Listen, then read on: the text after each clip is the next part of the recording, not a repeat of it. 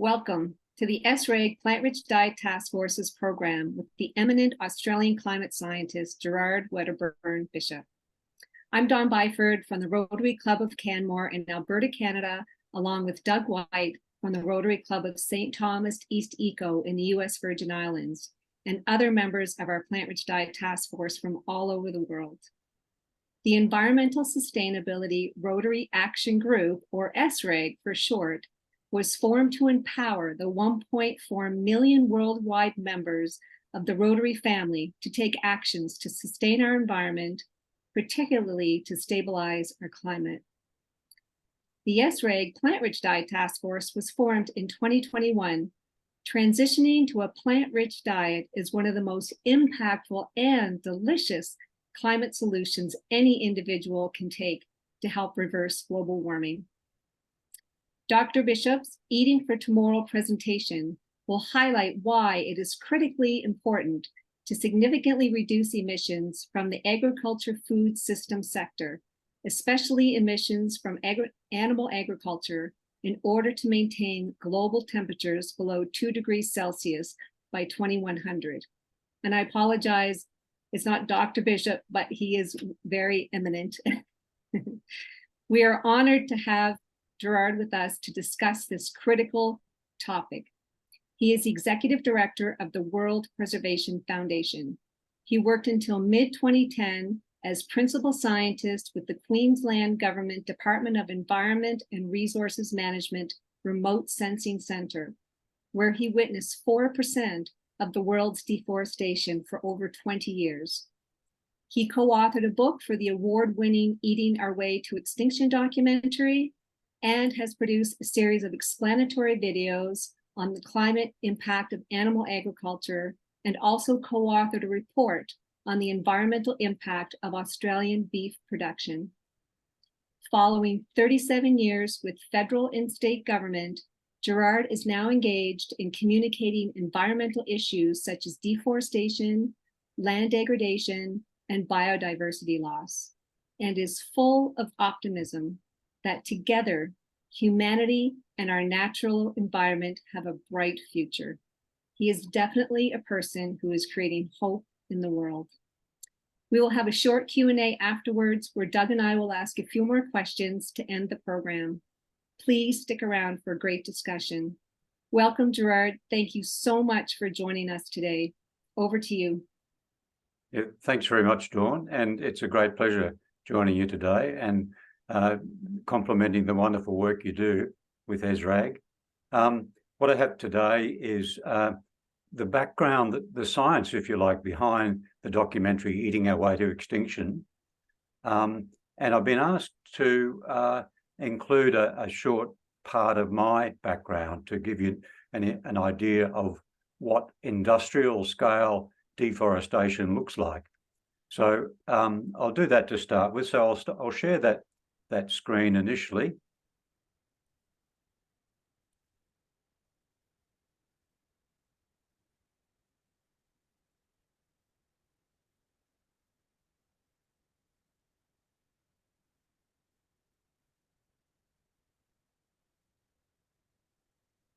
So hopefully that's coming through okay. Mm-hmm. You can see the mankind versus nature presentation. Yes. Great. Okay. Well, this is from a recent talk I did recently. We'll get back to Eating Our Way to Extinction, but this gives a little bit of my background. I was with the government joint remote sensing program. It services a number of state governments in Australia. We started mapping deforestation from satellite data in the late 80s, and now the program's still going on. Oops, I'll just give you an idea. Well, this is the government website. All of these data are available freely online, so anyone can check it out. To give you an idea of the state of Queensland, many of you would know Australia, but the Great Barrier Reef stretches from the very top of the state of Queensland. Queensland is the top-hand right state, and the Great Barrier Reef stretches halfway down that coast. The Great Barrier Reef is about 2,500 kilometres long. So to give you an idea of the size of Queensland, it's in area about the size of Texas, plus New Mexico, plus Arizona, plus California. So it's a pretty big area. The vegetation ranges in the top right here is more open savanna or open woodland. Down the bottom right, which is rainforest up near the border ranges. And but most of it is on the left there, that picture there. For those who know, it's well, it's about that's about the density of the forest that we're talking about. Gerard, and we crawled all over the state looking at these things. For 20 years, I was involved in that project before I left. By the way, never buy a second-hand government vehicle. So this is what we were looking for: deforestation. Where have the trees been cleared and for what purpose? And we used satellite data. That satellite data now is freely available for anyone to use. Even a layperson can look at images from day to day now. It's pretty amazing. Over that 30 years of satellite monitoring in our state, we saw 2,500 acres of deforestation every day. Now, 93% of that was for grazing, for beef, and for grass-fed industries, beef and sheep, and most of it was virgin forest. So we have the distinction of being a first world country and still having third world deforestation. And this is what we're looking at. This is in the visible range, so we can understand what we're looking at. But what we were looking at on the computer was the satellite data, which was into the near infrared and the mid infrared, several bands. So you can see a lot more about vegetation in those bands than we can. I often wonder, actually, why can we humans not see the near infrared? Because if we could look at a plant and tell it immediately if it was stressed or not. So anyway, that's an aside, but this is what it looked like. On the left-hand side, you see the forest, it's intact, although there's some clearing areas. We're not seeing the slides advancing. Say again, please. Say the slides are not advancing as you talk. Oh, We're just still seeing the main Man versus Nature slide. oh, that's curious. It may be the screen that you're sharing. Your screen sharing is paused. Oh, that's weird. It somehow paused. Okay, look, I'll start that again because this is important. And it was also not, we were not seeing full screen. We were seeing, your slides on the side of the screen plus the whole computer screen. So I don't know if you can make that go full screen. Right. Are you in presentation mode? Yes, I have two screens, and I think it got confused over my. We can see it now. Oh, yes. Okay. Yeah, we've gone a long way. Okay, so can you see that screen now? Yeah. Change it? Yes. Okay. All right. Yep, well, you're good now. if you can delete that part of the video. So here we go. So this is from a short presentation I did recently, and I gave a bit of my background. So this is what it is. I was involved with government for 20 years, looking at satellite images of Queensland as well as other states of Australia. And we had a joint remote sensing program between the governments to monitor vegetation, to monitor tree clearing, and to monitor ground cover, in fact, for the graziers, to see for the grass that was there. So this is the government websites. These reports were freely available for and data freely available to download. And to give you an idea of Queensland, it's the top right corner of this picture. Queensland, the state of Queensland has the Barrier Reef running down the coastline, which you may have heard of. And the area of Queensland is the area of Texas plus New Mexico plus Arizona plus California. So it's a big state.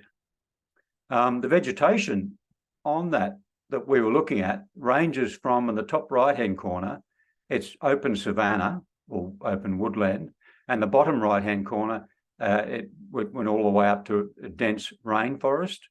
But the average vegetation that we're looking at, deforestation, is pictured on the left of your screen, which had a basal area of about 8 square meters, if that means anything to any of you. And we crawled all over the state, not only looking at these images on satellite on the computer, but also in the field. And this is what we were looking for. We were looking for deforestation. Here's an example of recent deforestation where the trees are still lying on the ground. You'll see the process of that in a minute. The satellite data we got, it's now readily available. Anyone can look at these satellite data and compare themselves. There's good viewers for that. But over now 30 plus years of satellite monitoring, average 2,500 acres were deforested each day. That's about 10 square kilometres each day, actually 11. But that gives you an idea of industrial scale. And this is only our small corner of the world. This is Queensland, not Brazil, but the area is about half the area of Brazil.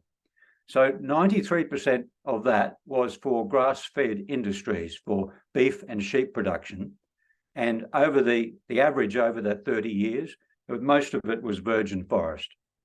So this is, if anything can open your eyes to industrial food production the way we do it today, it's watching this. Of course, we all live in cities, so we don't see this stuff, but I'll give you an idea of what we did see. First of all, the satellite data. This is in the human visible range. On the left, you see the dark areas are the forests. And on the right, you can see the tracks still of the bulldozers where it's being cleared. In the near infrared and the mid infrared, we have other data from satellites that tell us a lot more about vegetation as well. That we actually had machine learning AI back then to map these areas. And of course, there's a reaction from the farmers in the bush. You know, stay out of my face, stay off my land. Most of the 3/4 of Australia is still Crown land. It's still owned by the government, but leased, and I believe it's similar in the United States. It's leased to the farmers, the graziers, for a 99-year lease with the expectation that it'll be just extended. And so really it's government land, but they still have a fierce protection of that land. You know, get off my land. So every now and then you see flashes in the media about the farmers' reaction to us. And of course, this sort of thing, you know, and I believe it's the same in the States. We were known as the tree police. So you get this whenever you turn up in a government vehicle unannounced in the bush, you're immediately targeted. In fact, one inspector lost his life recently from get off my land, that attitude. So this is what we were seeing. It's a video without audio, but I'll describe what's going on. This is central Queensland. This is the sort of trees that I spoke to you about. Some of these trees are 20, 30 meters tall. And if you have a big enough bulldozer like these ones, in this case are D11 dozers, you literally pull the trees out of the ground. I'll just start that video going. You have 2 bulldozers running flat chat. In between them, they have 100 meters of really big chain. Now, each link of this chain is so heavy that you struggle to lift one link. So that's how industrial scale clearing is done. And they literally rip the trees out of the ground. It's a very effective way of deforestation. None of this timber is used. It's all pushed together and burnt. But this gives you an idea of how this was invented in Australia, this tree pulling, as it's called. between two crawler tractors initially back in the 40s and 50s, but now you get the big dozers, and it's very effective. These bars that the dozers have out in front of them, they're called tree spikes, and they can actually come up against a big tree if they can't rip it with the chain, and they push it up and over, and it literally snaps the taproot to get it. And okay, this is in Florida, and that gives you an idea of the chain, the size of the chain. These are D8 dozers, so they're 50-ton dozers. And this is in Brazil. So you can see that these methods are used right around the world because it's so efficient. It's so effective at ripping down forest. And here's a bit of history. As I said, this method was invented in Australia, and originally they didn't have such big bulldozers. So what they did is they had a ball in the middle that lifted the chain off the ground a bit, gave it more leverage to pull over the trees. So this is how it was done back in the 50s. And yeah, after the war, the soldier settlers were given land. So this is how they cleared it. This is from a video of Western Australia, where they cleared forest, and what you saw just there was a drip torch. They use these still out of quad bikes or out of helicopters to burn, and then you stick rake it. You rake all of the dead wood together and burn and burn and burn again, and then you can plant. And in Western Australia, they did that, and but then it dried off, and terrible degradation like you had in the States. Anyway, this is a picture of global fires. This is to give you an idea of the fact that the world is burning everywhere around the world. Fires are lit in the dry season for a number of reasons. The first one is deforestation, and the second one, which covers a bigger area, is actually pasture management fires. And as you'll see in Africa, that's the main cause of fire over there. You can see north and south of the equator, as the seasons change and the dry season comes in, they burn it off. They burn off the long grass to kill the old dead grass, and which is unpalatable, and make the new green pick come through. And they also burn to get rid of the ticks. So, but the main use of that fire is to kill off any regrowth forest. They call it woody weeds, and it kills off the woody weeds. So this is an idea of what happens around the world with deforestation. And these are the deforestation fronts: South America, Africa, Australia, and Southeast Asia. And that's 2 10-day pictures of the dry season north and south of the equator. So you can see that the world is on fire because of this. And of course, it's very unhealthy. So that's where I'll stop this particular video, because that just gives a bit of my background for this. But this slide here is really interesting because we have so much data on deforestation now. The estimates are that between 88 and 99% of deforestation is for agriculture, and at least 70% of that is for animal agriculture. So logging, this is a persistent myth. Logging does not kill forests. Food kills forests, and the way they do it is with fire, which I just ran through. So if you log a forest, if you cut down all the trees, almost clear felling, and if you leave it alone, that will be forest once again in time. And it only takes 1, 2, 3, 4 decades.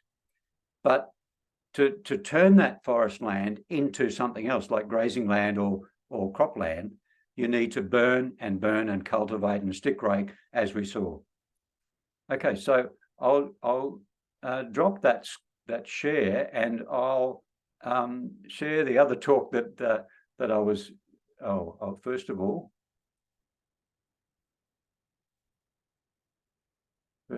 I'll put the presentation in here. I'm juggling screens, sorry.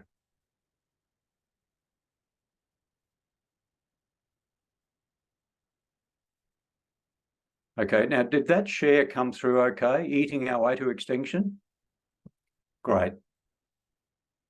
Okay, so this is a story about how we can restore the environment and feed the world. Okay. Can you see the next slide now? Great. Okay. Many of you have heard of the concept of human footprint or ecological footprint. And the WWF puts out a report each year that looks at how we are going. And at the moment, we are consuming 1.7 times as much as the Earth can sustainably produce. In other words, we have overspent on the credit card, way overspent. And if we all lived like North Americans or Australians do with our consumption, we would need 5 planet Earths to support that consumption globally. So what does that mean? What does that really mean? And this chart says it all. The Stockholm Resilience Centre have been working for decades now with teams of scientists on what are the systems that support life on Earth? How are we going against those systems? Are there limits? Have we overstepped them? And these are called the planetary boundaries. So they've defined 9 separate areas of, if you like, life support systems and how we have overstepped or not. Some of them are still unknown, as you see on the right-hand side with the question marks. And the zones that are in the yellow and the red, we have overstepped the mark. What's still in the green is still sustainable. So by definition, if we overstep any one of these planetary boundaries, we endanger all life on Earth. So we've overstepped a lot of them.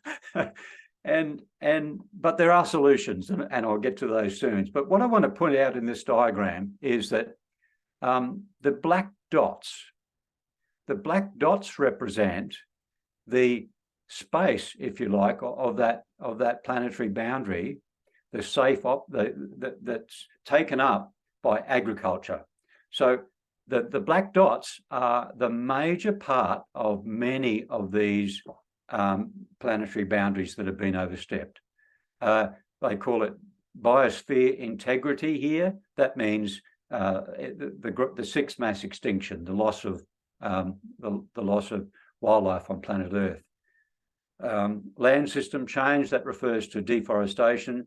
Freshwater use, we know what that is. And biogeochemical flows, that means that's basically nutrient flows, and it's nitrogen and phosphorus, and we've way overstepped those. So that's what ends up in ocean dead zones.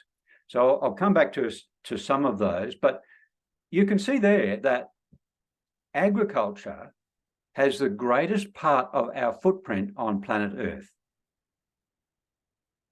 It's not iPhones, it's not plastic waste, it's agriculture. So that very firmly places agriculture front and center.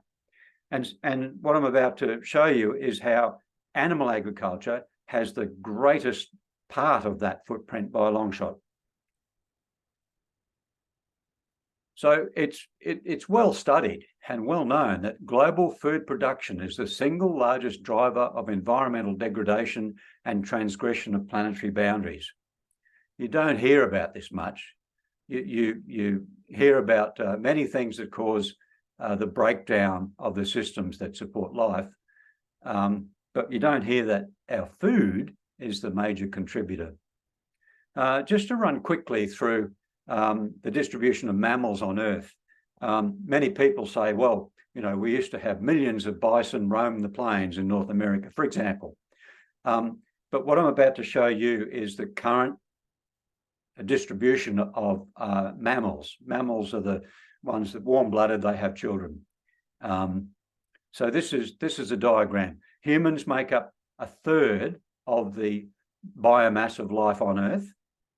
Our farmed animals make up 60%. So when people say, we've got too many mouths to feed on the planet. We've got the population is a problem. It's not the population of humans, it's the population of farmed animals. And because the farmed animals are all youngsters, babies, teenagers, they're bred to grow as fast as they possibly can. Their lives are cut short to the minimum when they're slaughter weight. They're ravenously hungry. They're bred to be ravenously hungry.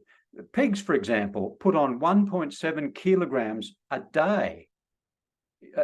And that's why they produce 5 times more effluent than we do. But what my point is that even though farmed animals are twice our biomass on Earth, they produce 5 times more waste as we do, and they consume 5 times more biomass, like crops or whatever their food is that we grow for them. So this is a little bit biased. Their impact is way and above ours. Pets, by the way, 1%. And wildlife, we've squeezed it into a corner so much that only 4% of the biomass is still wild. This is like from mice up to whales and elephants. All of them put together make up 4% of the biomass of life, mammals on the planet. So when you look at that, you realize that we've had this attitude, and it's not so long ago, my generation and the one before, the attitude was, we must develop the world. We must develop the world. We must tear down the trees. We must make way for agriculture. We're feeding the world. We're feeding our family. We're feeding our community, and we're bringing prosperity to the world. This was the attitude. And now what we've done is we've got to a point where we have taken so much of the so-called natural resources that it's coming back to bite us in many ways. Climate is only one. Biodiversity loss is perhaps the next greatest threat to life on Earth. And it's now well known that cattle farming is the greatest driver of biodiversity loss. And 80% of agricultural land is devoted to livestock and feed for animals. You see in this picture on the right-hand side, this is Brazil. And they made way for soy crops in this case. And what the point I want to make is that when we take away habitat from wildlife, they don't just get up and move next door, they die. Habitat is everything for wildlife. That you hear wildlife is territorial. Well, it's for a reason. That is their patch. That is the food system that supports their life. And by moving into someone else's food system, they're not welcome because that's their life support. So when you take away habitat, you take away life. And that's the reason why we have destroyed biodiversity on planet Earth. That's the reason why we've squeezed wildlife into this corner. And when you squeeze wildlife, take away their habitat, they get really stressed. And the stress levels make their viral load shoot through the roof. So these viruses are so easy then to transfer to humans, and that's what they're doing. So deforestation, we know well that the leader in deforestation is Brazil, and it and the other countries around, 84% of that deforestation is for pasture and livestock feed. A paper came out a few months ago that said that, look, if we source zero deforestation beef properly, not just JBS's method of shrouding the figures in secrecy, but if we do it properly, we could cut Amazon deforestation in half, and that matters, and I'll show you why in a minute. Nutrient pollution, we spoke about that before. It's called the main pollution, environmental pollution globally. It's the biggest problem of pollution, air and water pollution in the world. And what it ends up is dead streams. You see the algal blooms. the green flushes, they're everywhere. It's because the nitrogen, because of the phosphorus, because of the nutrients that we're pouring into the natural systems, and wherever we have factory farming, for example, where we're feeding chickens, all that grain is imported. So from another country or from somewhere else. The chickens eat that, and their waste is concentrated. So whenever we have a flood, and that waste gets into groundwater, etc., that's where it starts, and it ends up as ocean dead zones, permanent ocean dead zones. But the open oceans now are starting to lose their oxygen as well. This is recent studies, so that's extending globally now, and this is a cause for major concern because hypoxic oceans have been linked with past mass extinctions. Water, as you know, actually the Colorado River is a good example of this. There was an outcry about how almond nut production was gulping up so much water, or people washing their cars. But there's been several studies done on it now that shows that 50% or just over 50% of the Colorado River withdrawals have been for either pastures for dairy or for crops to feed animals. For example, there's an export industry in growing alfalfa, and they are growing 3 crops per year. They were pouring on so much water they could do that. Alfalfa is a grass, grows quickly. You can harvest it 3 times a year. So this is incredible, efficient production, but wow, heavy on water. So, you know, half the water of the Colorado River is going in animal feed for the animal agriculture. That's not discussed, you know, that we talk about almonds, which is rather strange, but we all know that animal foods are very heavy on water use. You can see there a potato takes 25 litres, a burger takes 2,500 litres. Okay, ocean ecosystems, we touched a little bit on the documentary in this, but we've wiped out 90% of the fish we eat. And bottom trawling has ploughed the continental shelves. It's destroyed ecosystems globally in those unprotected areas. Even the protected areas are getting bashed again. But because the industries rely on it, there's a lot of money put into fishing industries, and it's getting further. It's a useless thing. This is a this is a really interesting story here. This is the Global Ocean Commission. They were commissioned to report on the sustainability of fishing some years ago. They put out one report and they were immediately disbanded. But this is one example of what comes out of that.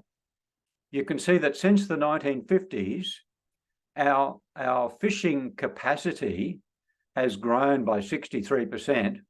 The ships are bigger and they go further, but the amount of fish available has dropped 87%. So this is a classic example of the folly, the absolute foolishness of humanity. And regarding climate change, we now know that food will cause 1.5 to 2 degrees warming, even if carbon dioxide is cut to 0. That's interesting. Ask anyone and they'll tell you that fossil fuels and carbon dioxide are the main cause of global warming. But as we'll see in a minute, that's not true. Methane is the largest impact. Okay, what I've got here is some touching on some new research that hasn't been. Oh, okay, sorry. This has been published, this one. So I'll briefly talk about that, and then I'll go into the new research that we're doing. A paper came out last year that said that there's new ways of assessing what's changing climate these days. The last IPCC report came out a couple of years ago, 2021, and they looked at a new measure called effective radiative forcing. Now, they've had that term before, but they've used it and related it to emissions. So it's an emissions-based effective radiative forcing. And what that does is they've looked at the atmospheric chemistry again, and they've seen that methane, for example, when we emit methane, it has this downstream effect on many levels. It creates tropospheric ozone, which kills crops and causes global warming. It creates water vapor, which forms clouds at the wrong level. It creates other downstream gases and effects as well. So if you wrap all of these other knock-on effects, you find that, and if you look at fossil fuels with its cooling, see, when we burn fossil fuels, we don't only release carbon dioxide, we also release sulfur dioxide. And the sulfur dioxide is so strongly cooling that it's balanced out the carbon dioxide. So up to now, this study said fossil fuels have caused 20% of global warming, and most of that comes from methane. If you were a government responsible for looking after climate change, you'd think this would turn a few heads, and it will. I'm sure that this will in time. They also found that methane has caused half of global warming, just over 0.5 degrees centigrade. So the people who are trying to downplay the role of methane in global warming, this is a real wake-up call. By the way, that 20% of global warming from fossil fuels, that will increase into the future unless we control carbon dioxide, but we do have a control for that, and I'll talk about that soon. And since 1750, vegetation and the oceans have removed more than fossil fuel has released. So the biosphere is incredibly powerful. We haven't recognized the power of the biosphere solution. And this is being studied again and again now, and we're getting, this also has been enabled by recent science. You see, at the moment, previous to this, the biosphere, the vegetation and the soils and how that related to atmosphere, that was pretty much unknown. It was a black box. So when they developed the IPCC rules, they decided to take the net output of that black box. They didn't look at the details, which is the gross emissions and drawdown. They looked at just the net output, whereas with carbon dioxide from fossil fuels, they looked at the gross output. And this, you'll see in a minute, is a fundamental flaw in current accounting. But now we know that the biosphere has a huge potential to draw down and it's been working that way for a long time. See, we've been doing deforestation for 10,000 years. And up until 1750, the atmospheric carbon dioxide level hadn't changed. So we've been doing all the deforestation. Why hadn't that changed? It's because the rest of the vegetation was working overtime to balance out the human impact. So the biosphere is a self-correcting system. It was only after 1750 that the biosphere just couldn't cope with all this extra CO2 from deforestation and from fossil fuels. So the bottom tan color area is the cumulative deforestation emissions. And you can see the proportions changing to the present, but in the past, by far, the greatest emissions came from deforestation. And here's a slide from a work I was doing recently on regenerative grazing. Boy, isn't that a marketing coup? But this shows on the left-hand side, this is the potential, that blue bar that you can barely see, that's the sequestration or drawdown potential for grazing soils. The next bar is the drawdown potential for crop soils. Crop soils are much more degraded than grazing soils. because the grazing soils, grasses, stay there from year to year to year. Crop soils, we rip out the plants every year. So that's the potential on the crop soils. They've been degraded. But the potential for forests on grazing land is enormous in comparison. And that's transformative, that level. That's decades of emissions, more than what's in the atmosphere right now.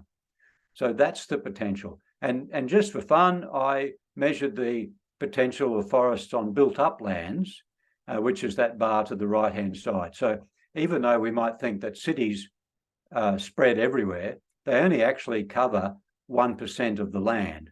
So the potential we have for example, forests on grazing lands, grazing lands cover 37% of the land. It's our biggest land use by a long shot. So that's that. And we've known for a long time that rewilding grazing lands is the lowest cost, largest scale natural solution to climate change. And a lot of organisations are working on this now. The reforestation is always number one at the top of the list of Project Drawdown, for example. Project Drawdown, number one is reforestation. It has so much potential. But the trouble is that scientists around the world, when they're investigating these things, they don't believe that we could change that much land use. You see,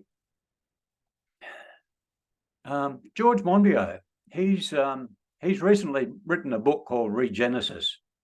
And Regenesis is a fascinating book. I can strongly recommend it. In that book, he says that if aliens were to visit the UK, they would think that the dominant life form was sheep. And the reason for that is because they take over most of the land. So what would you think is our most precious resource? I mean, other than our families, they're very precious to us. What else is precious to us? Water, yeah. Natural resource, yeah. What about land? Land and country and our ecosystems, are they not precious to us? And what are we doing with that precious resource? How are we using that? Is it a good use for that? Well, if you look at grazing lands covering 37% of the planet, what do we get from that? We get red meat, or some red meat, and some dairy. In fact, they've run the numbers, and of the animals that are exclusively grass-fed, we get 1% of our protein. Of the animals that are partially grass-fed and partially lot-fed, which is the majority of beef in the world, we get about 5% of our protein. So from the grass, we get 5% of our protein. Now, how wasteful is that to squander 37% of the planet for 5% of our protein when we could be turning that land back to nature, back reversing climate, reversing biodiversity loss, reversing the breakdown of water cycles, etc.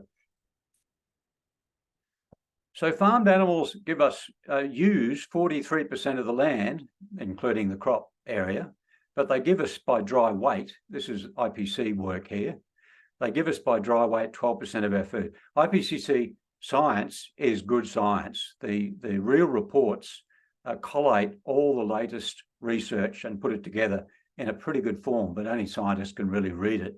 And then they make these summaries, these summary for policymakers, which are political documents. So when people criticize the IPCC reports and say that they're controlled by the industries, that's true, but it only applies to the summary for policymakers. When you go back to the science in the IPCC reports, it's all good science. So you've got to discriminate a little bit in criticizing IPCC reports. So if you look at farmed animals, 43% of the land, food crops, the crops that feed us, they take up about 6% of the land, and they give us, by dry weight, 85% of our food. So most of our protein now comes from plants, not animal agriculture. the areas of food crops, I've got about 6%. The areas of food crops are a little bit confusing because the so-called oil seeds, that is the canola, that is the palm oil, that is some soy crops. They're called oil seed crops because they crush them, get the oil out for human use, and the meal, what's left, is high protein. It's used for animal feed. So they're sort of a dual role there. And we know a vegan diet can reduce land use by 3.1 billion hectares. In other words, we can free up Africa back to nature. Wouldn't that be nice? Many organizations have studied this, and this is from WWF, but it points out that globally, we need to reduce our consumption of meat by 75% if we're to be sustainable. So in heavy meat-eating countries such as Australia and North America, that equates to a greater than 90% reduction in meat consumption to meet the sustainability level. And I love what Jonathan Foley, he's the head of Project Drawdown. He says that things happen very, very, very slowly and then all at once. So that's what I was talking about before. That's how much food we get from ruminants. The biomass of farmed animals. Oh yeah, this is the bison roaming the plains. There might have been millions of bisons, but now we've got hundreds of millions of cattle. So this is it in a study. This is wild animals 10,000 years ago compared to farmed animals now. So there's no comparison. We have loaded up planet Earth to the point where it's at breaking point. And the only reason, by the way, we've been able to do that, how have we increased the biomass productivity of our planet? Well, it's through the miracle of nitrogen fertilizer. And we literally pull that out of thin air. So through the green revolution, we have been able to increase the productivity of our planet dramatically. And what's taking the bulk of that produce is farmed animals. It's not a natural cycle for animals to do that. It might be in small numbers, but when you have hundreds of millions of these animals, it's way beyond sustainability. Animals and their waste are responsible for more methane emissions than anything else. And the next methane producer is fracking. It's fugitive emissions from coal and from gas production. They say gas is a great transition fuel. It's such a nonsense because there's so much leakage from that system and that's methane basically, so much leakage that we know methane's a major cause of global warming now. So that's a problem. Plus the cattle that roam the surface. And one issue that is often raised is, in the third world countries, cattle are needed as a source of wealth and for feeding their young and for income. Well, since the mega droughts that they've had in Africa, we've seen that that's no longer the case. Their wealth in that four-legged animal can evaporate overnight. And there's no social security systems to help these people. They depend on that. There are programs where they've I think it was about 10,000, even Maasai, the traditional herders, the Maasai have been given land, whereas they roam the common land. Now they have land and they're able to produce much more water efficient crops and also cash crops like aloe vera. So they're prosperous once again, even in the droughts. Manure for fertility. This is the premise of the Kiss the Ground documentary.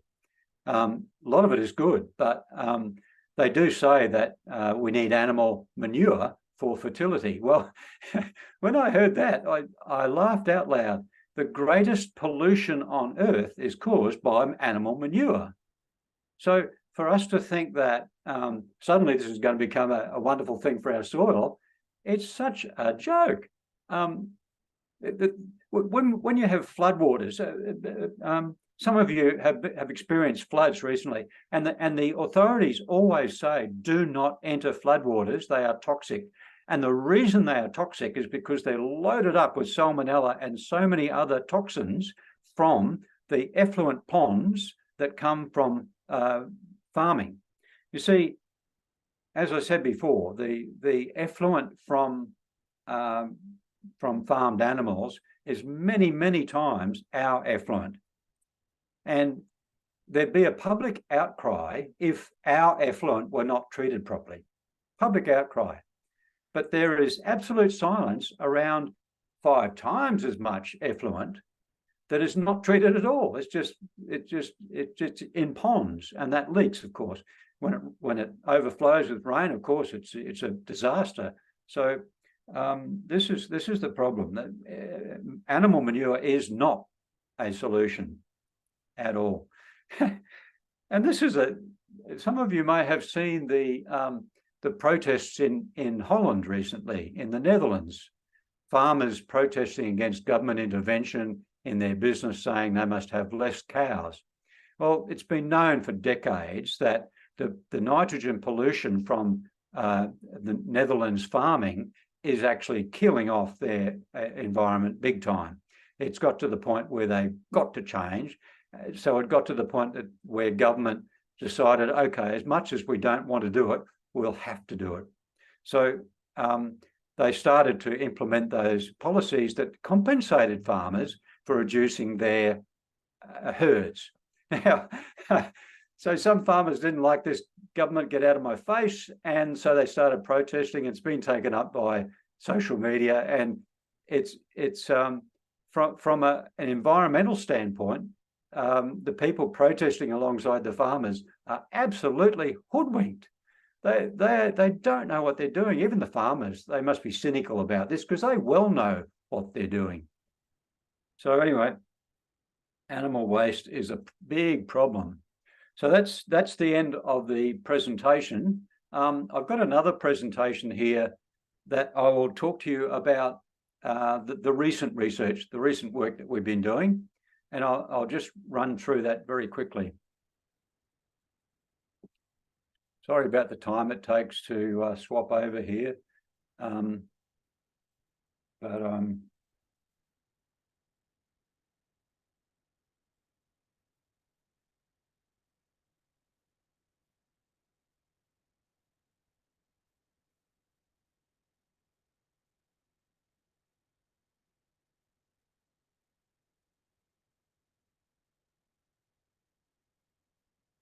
I'm looking at the wrong one. Here it is.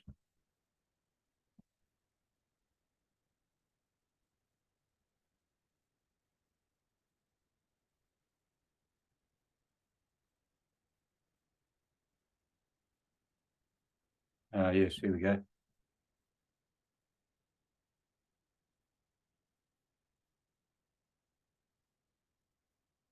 Sorry about this. It's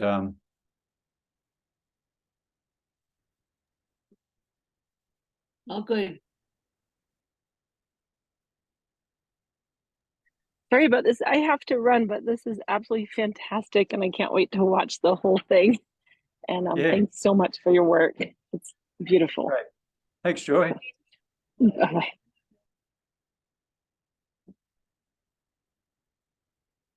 Okay, so can you see that screen okay?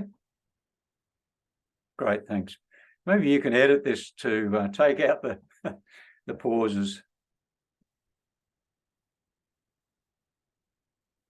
Okay, so to set the scene for the recent research that we've done requires a global look at forests and the carbon as it's shared around planet Earth. So 10,000 years ago, the world had 6 trillion trees on it. And right now we've got 3 trillion trees left. This is even with the, of course, we've cut down more than 3 trillion, but these are the trees that are there now, the ones that have regrown. So, yeah, this is how we began with axes. And as I showed you now, the industrial scale deforestation is with dozers. If you get into the thick, dense rainforest, it has to be individual dozers, and they first drag out the logs. They cut the trees down first. Oh, sorry, wrong way. So what I want to tell you is it's hard to kill a forest. Nature is ever ready to come back. And the way we suppress nature is twofold. We burn, as I showed you, we burn and we burn and we burn again. The world is on fire. And we also have this magical property of ruminants, particularly sheep and goats, but cows are pretty good at it too. They can nip in the bud any regrowth tree. So I recently went, a dozen years ago, we went to the Scottish Highlands. Now, Scotland used to be called Caledonia, which means forest, but now it's a moonscape. But it's beautiful, but it used to be covered with trees. So why have no trees come back? Why has nature not reclaimed that land? Well, it's because of the sheep, basically. Sheep are amazing. They have this superpower. If any little sprout pokes its head up, gone, bang, it's gone. So when they do reforestation projects, as they are doing over there now, they've got to fortify the areas either in very thick sheaths to a certain level so the sheep can't get up to them, or fence it out really sturdily so that the ruminants can't get back in. So what we've done, the sheep in that sense have been the greatest force for geoengineering that we've invented. It's amazing. And alongside with forest, they rank right up there. But if you take away the sheep and you stop burning, it comes back. And one way to spot how if a forest is regrowth is exactly this. All of these trees are the same size. So in other words, this area they've come through and it looks like they've clear fell. They've taken out everything, probably for wood chip, for paper, or for timber, for my home, amongst others, and then left it alone. And what happens is that nature bounces back so quickly, but you can spot this a mile off because all the trees are the same size. This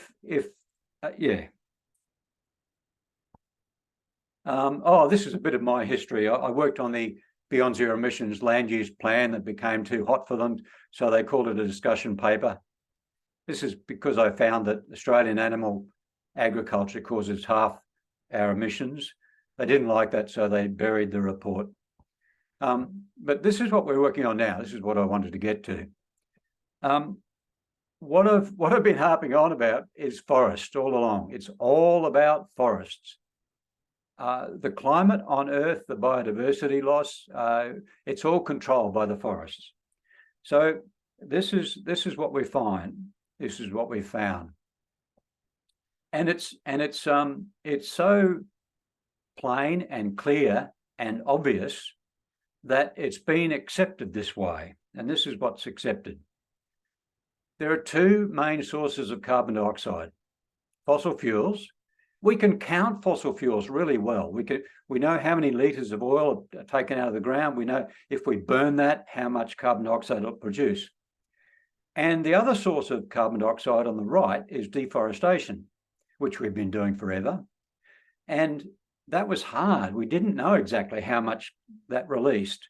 But what we did know is the net release of that, the amount of after we subtract the carbon dioxide soaked up by regrowth on other land, we have this net amount, and that's what we count as the deforestation emission.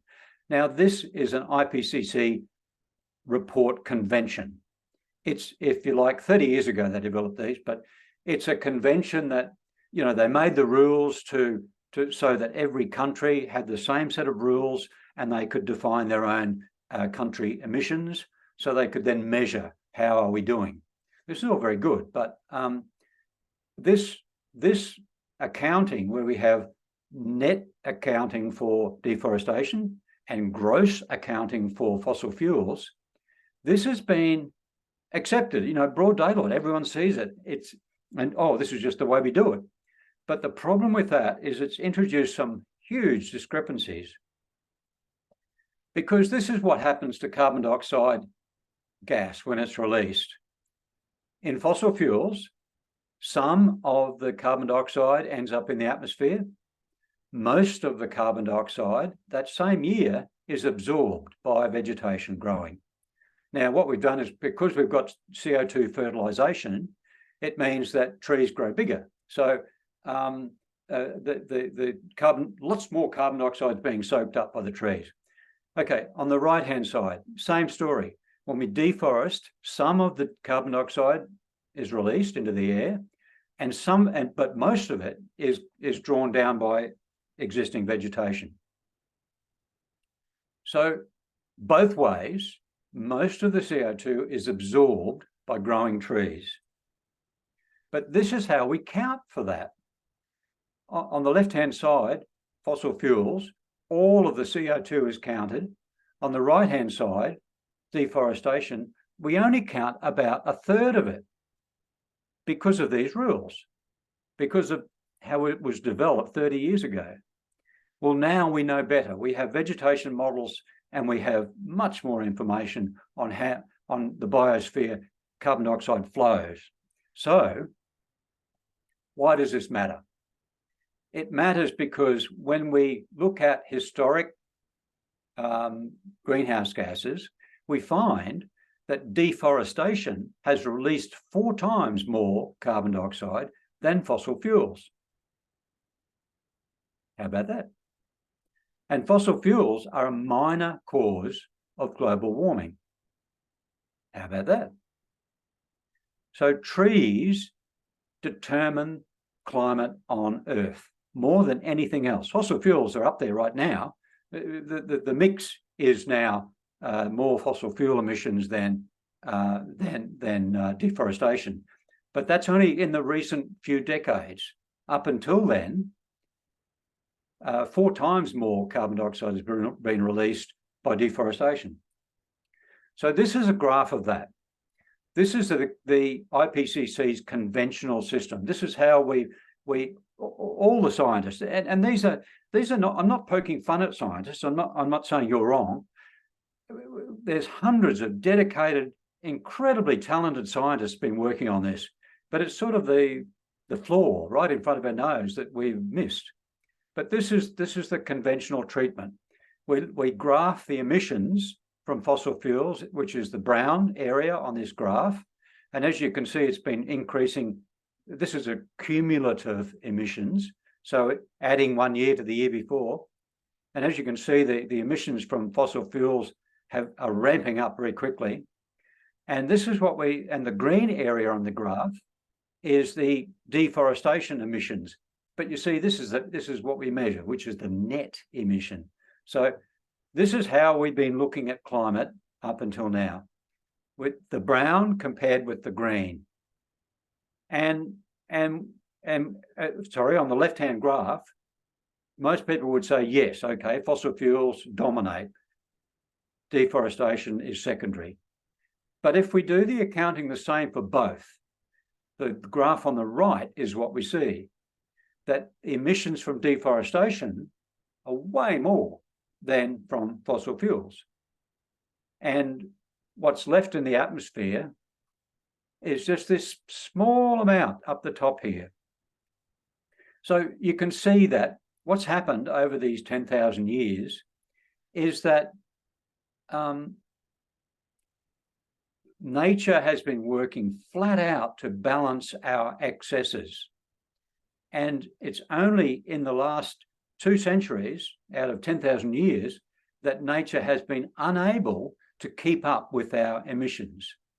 But you can see that fraction that's in the atmosphere now, that's only a small fraction with the amount of deforestation emissions. So this gives you some concept of the power of nature to both cause climate change and to draw down, and the cumulative fraction that we're talking about, which is only small in comparison. So this tells you, this lets you seek for a solution in the biosphere, not in fossil fuel, well, as well as in fossil fuels. So deforestation is released 4 times more. Therefore, and what we're doing with this research is looking at what are these sectors, what are the industries that have the greatest impact on climate? In other words, what are those industries that have caused the most deforestation? And of course, animal agriculture taking up 37%, 43% of the planet, it's the leader by a long shot.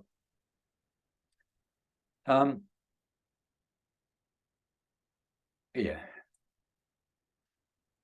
So our figures are showing that animal agriculture has caused about half global warming, 0.6 of a degree.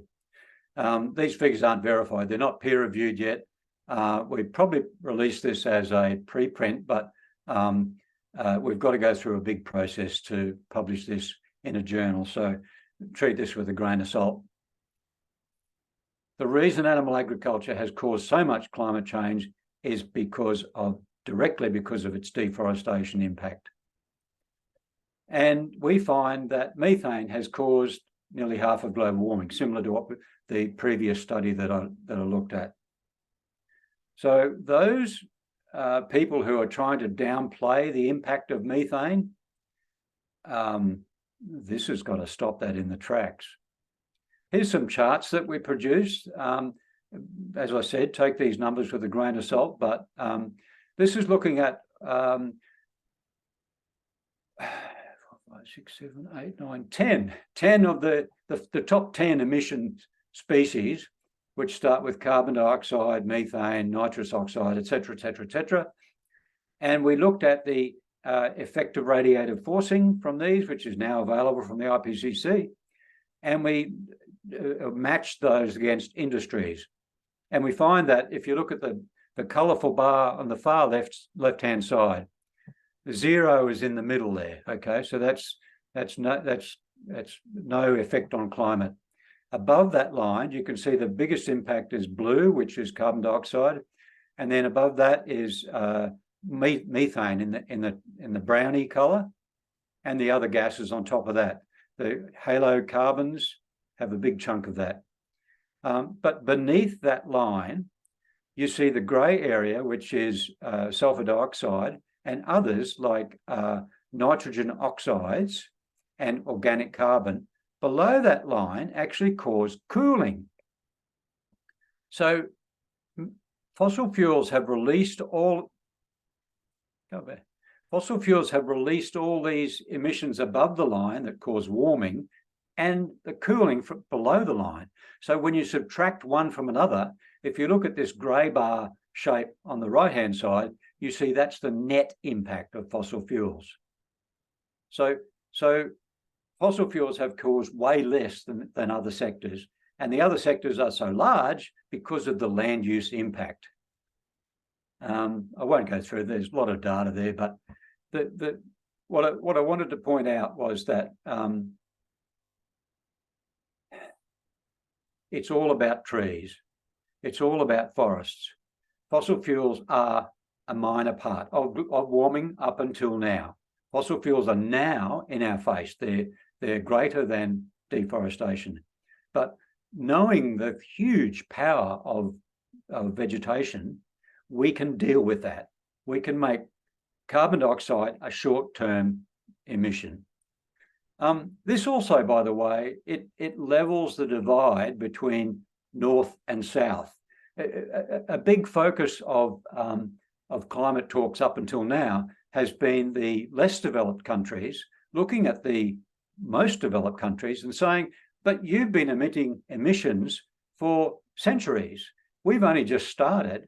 How come we're expected to bear the burden of this climate change? And this way of looking at that actually levels that divide because, for example, at the moment, all eyes are focused on Brazil to decrease their deforestation. But that criticism is coming from developed countries. So countries such as mine, such as Europe, such as North America, they've done their deforestation a long time ago. But this levels that divide. It shows that past deforestation and current deforestation together in this graph. So we can't point fingers without pointing it back at ourselves about the deforestation that's been caused in our own countries. Oh, and there's this other really interesting concept called carbon opportunity cost. And that is a measure of remediation, it's a measure of drawdown. We are now entering the age of drawdown.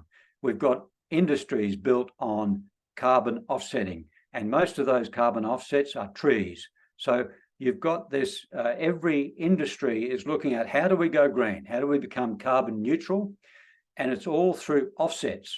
And these offsets are in the form of trees. I mean, that's a wonderful natural thing. But this is allowing them into the equation. Okay, what is the potential of every bit of land to soak up carbon?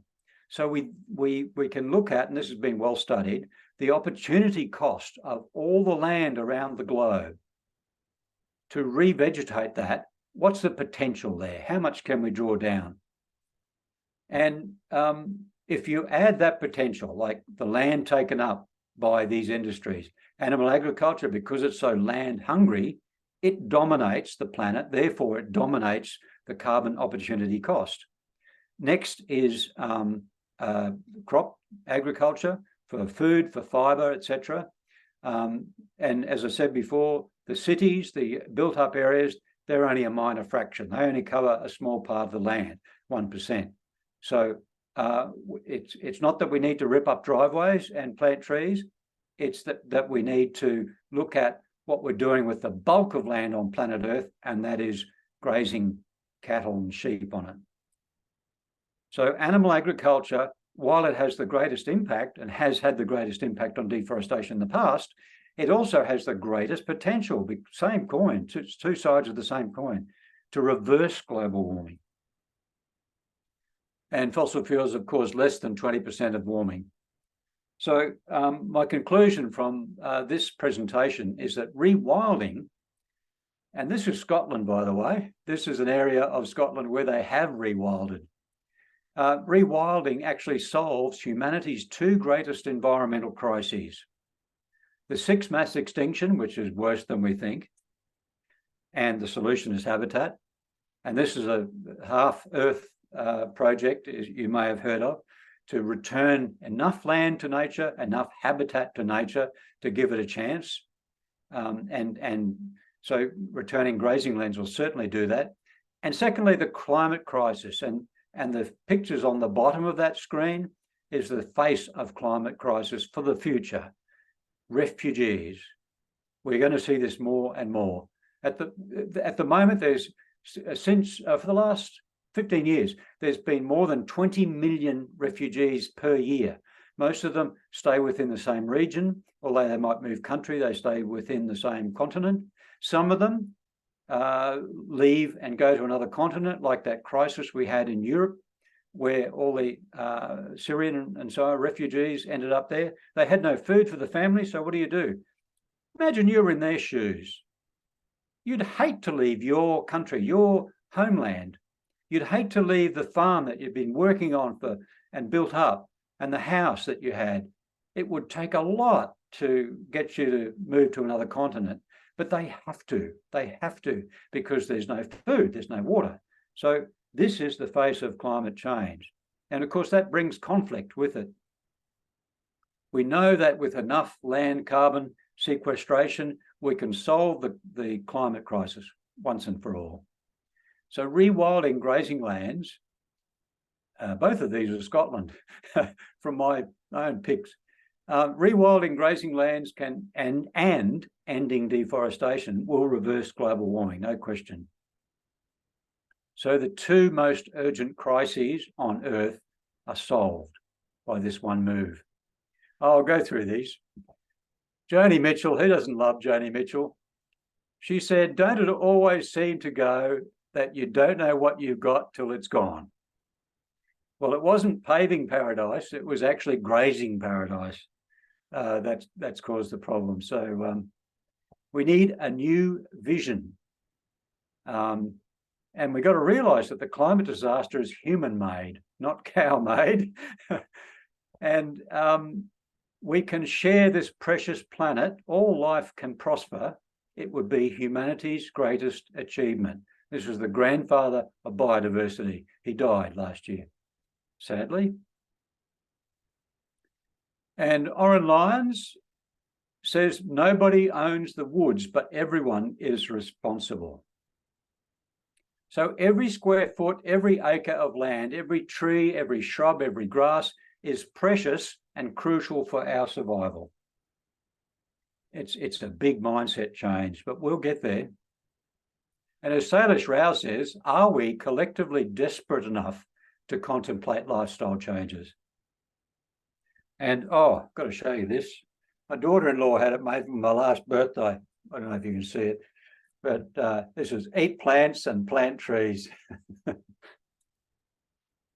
So that's the message. Thank you.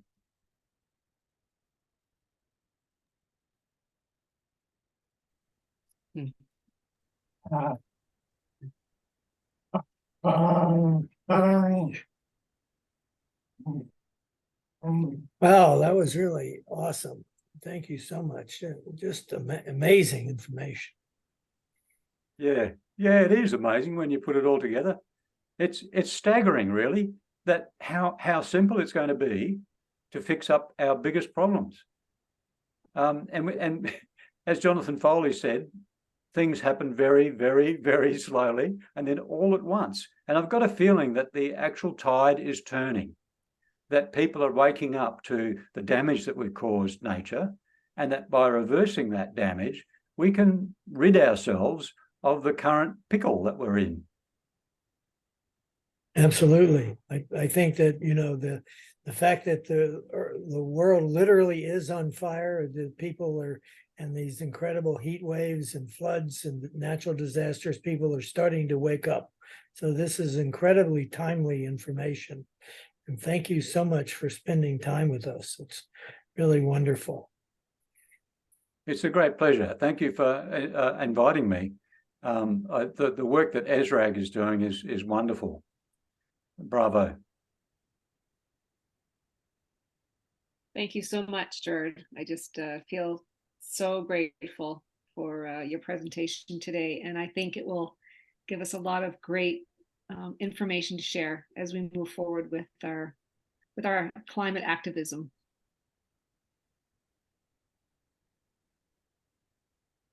Yeah, hopefully the message about trees will catch on and it will really spread. And it's so simple. The last tree planting event that I went to, we had kids, we had families, everyone was getting into it, having a fun time, having a picnic. It was wonderful, and it is something that we can all do. But at the moment, globally, for every tree that we're planting, we're still cutting down 9 trees. So deforestation must stop. So supply chain activism seems to be a good way of doing that. And it's not just, it's not only animal agriculture, it's also paper. You know, we've got to think about we're cutting down trees to make paper to write on. Maybe we could do it better with bamboo, perhaps something else. So yeah, everything that we do is good, but we need to do more, I believe, and we need to reframe our thinking towards trees and away from tailpipes. If we do that, And if of course, eat plants is a big part of that, because if there's no industry there that needs grazing land, that land will become reforested, revegetated, rewilded so quickly. It's hard to imagine, and it will happen. You know, there's only deforestation in the Amazon because of what we in the Western world are eating. Simple as that. Yep. Have you heard of the 1 trillion tree project? Yes, and the leading nation, the country that's doing better than any other, is China. They've had to, because decades ago they'd stripped their country of forests, and they had major downpours, and they had so much landslip because the forests weren't holding the soil anymore. And so they decided, okay, well, this is the value of central governments, eh? They just decided, let's reforest, and they have planted billions of trees. They're well ahead of their Great Green Wall to keep back the Gobi Desert, for example. And the number one thing they do, the first thing they do, is take the animals off that land. Even though they're good for nothing else but animals, if you take the animals off, that gives it a chance to revegetate, plus all the revegetation work they're doing. So yeah, revegetation and the trillion trees, we need trillion trees so quickly, but we can do it naturally without us planting one tree, just by changing land use. Can I ask a question? What was the reason that you did not include any data on the poultry farming industry and its impact? That is pretty massive as well, don't you think, across the world? Because chicken is pretty much the standard meat in every culture. Yes, absolutely. Yeah, look, there's loads of material here. I've just given you a snapshot presentation, but yeah, animal agriculture is pervasive now. It's you know, we don't just raise 10 chickens in the backyard anymore. We raise tens of thousands of chickens in one shed. And factory farming of chickens and of pork is perhaps the most disgusting way of feeding ourselves.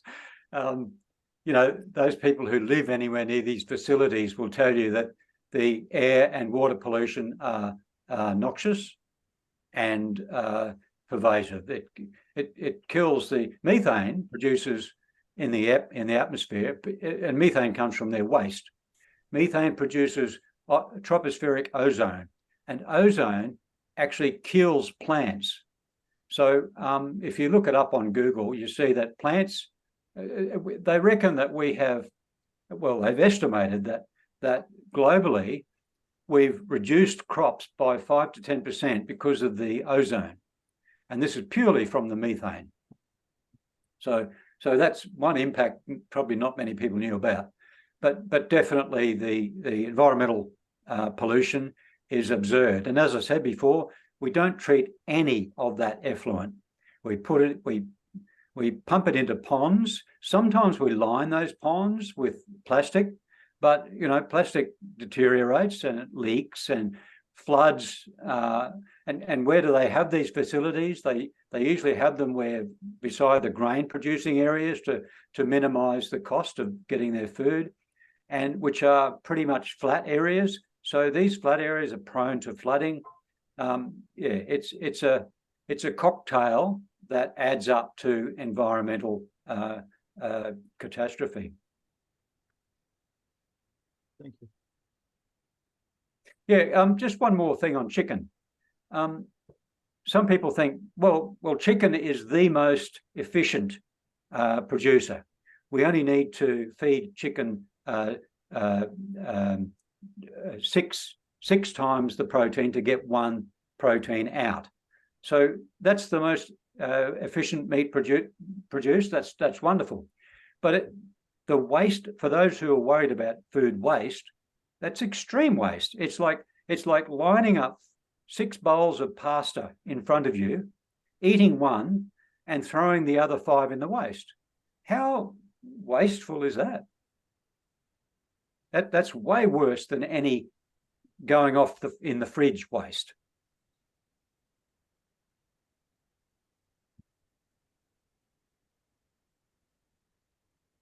Thank you so much for spending time with us today, Gerard. This has just been fabulous, fabulous information, and it'll take us a while to digest it, but we certainly appreciate all of your information and all of your passion. So thank you. It's a great pleasure. Thank you, Doug. We've been using your mantra quite a bit. You've just reinforced it. Eat plants and plant trees. Yeah, absolutely. I think there's actually an NGO who's taken up that. I actually titled a presentation from years ago, "Eat Plants, Plant Trees," but since then an NGO has picked it up and they're using it in the some initiative that I saw the other day. But hopefully they don't trademark it, so I won't be able to use it. I think plant-based treaties using it. Yeah, it sums it up really. Eat plants and plant trees. It's all we need to do, and we'll have a bountiful future. I've got 6 grandkids, and wow, won't it be great if they can have a prosperous future, a bright future like I grew up in. Well, thanks for giving us motivation to keep going. It's a pleasure, Chris. Thank you. All right. Good day to all, and thank you again. Thank you. Thank you so much, Gerard. Very much. Thank you. Okay. Bye. Bye, everyone.